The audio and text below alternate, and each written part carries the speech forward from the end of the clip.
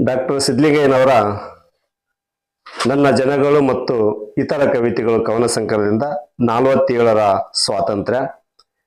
ಈ ಕವಿತೆ ಅಂದಿನ ಕಾಂಗ್ರೆಸ್ ಸರ್ಕಾರದ ಕಾರ್ಪೊರೇಟರ್ ಅಧೀನದಲ್ಲಿ, ಕಾರ್ಪೊರೇಟರ್ ಗುಲಾಮಗಿರಿಯಲ್ಲಿ, ಕಾರ್ಪೊರೇಟರ್ಗೆ ದೇಶಗಳನ್ನು ಮಾರುವಂಥದ್ದು, ಕಾರ್ಪೊರೇಟರ್ ಅಧೀನದಲ್ಲಿರ್ತಕ್ಕಂಥ ಕಾಂಗ್ರೆಸ್ ಸರ್ಕಾರವನ್ನ ಬಹಳಷ್ಟು ಅಂದಿನ ವ್ಯವಸ್ಥೆಯನ್ನ ಟೀಕಿಸಿ ಅನ್ನೋದಕ್ಕಿಂತ ಅದರ ವಿಮರ್ಶವಾಗಿ ಅದನ್ನ ಕಟುವಾಗಿ ಖಂಡಿಸಿ ಬರೆದಿರ್ತಕ್ಕಂಥ ಕವಿತೆ ಇದು.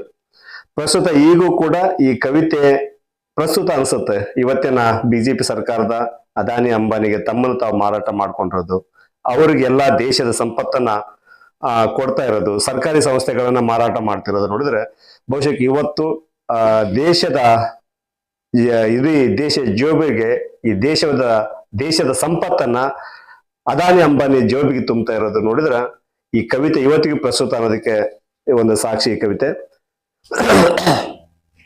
47ರ ಸ್ವಾತಂತ್ರ್ಯ ಯಾರಿಗೆ ಬಂತು, ಎಲ್ಲಿಗೆ ಬಂತು 47ರ ಸ್ವಾತಂತ್ರ್ಯ?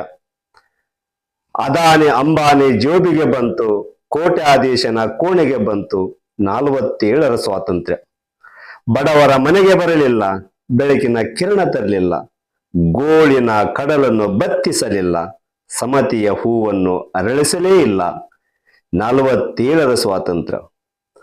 ಹಣವಂತರು ಕೈ ಸನ್ನೆ ಮಾಡಿದರೆ ಕತ್ತಲೆಯಲ್ಲಿ ಬೆತ್ತಲೆಯಾಯಿತು, ಯಾರು ಕಾಣದ ಸ್ವಾತಂತ್ರ್ಯ 47ರ ಸ್ವಾತಂತ್ರ್ಯ.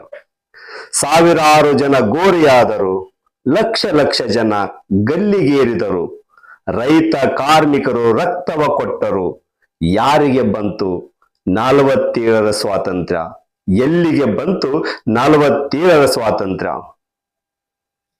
ಕಪ್ಪು ಕಾಡಿನ ಹಾಡು ಪೊಲೀಸರ ಬೂಟಿಗೆ ಬಂತು, ಮಾಲೀಕರ ಚಾಟಿಗೆ ಬಂತು, ಬಂದೂಕದ ಗುಂಡಿಗೆ ಬಂತು 47ರ ಸ್ವಾತಂತ್ರ್ಯ. ಪಾರ್ಲಿಮೆಂಟಿನ ಕುರ್ಚಿಯ ಮೇಲೆ ವರ್ಷಗಟ್ಟಲೆ ಚರ್ಚೆಗೆ ಕೂತು, ಬಡವರ ಬೆವರು ರಕ್ತವ ಕುಡಿದು ಏಳಲೇ ಇಲ್ಲ ಸ್ವಾತಂತ್ರ್ಯ 47ರ ಸ್ವಾತಂತ್ರ್ಯ. ಯಾರಿಗೆ ಬಂತು, ಎಲ್ಲಿಗೆ ಬಂತು 47ರ ಸ್ವಾತಂತ್ರ್ಯ? ಯಾರಿಗೆ ಬಂತು, ಎಲ್ಲಿಗೆ ಬಂತು 47ರ ಸ್ವಾತಂತ್ರ್ಯ? ಥ್ಯಾಂಕ್ ಯು, ಧನ್ಯವಾದಗಳು.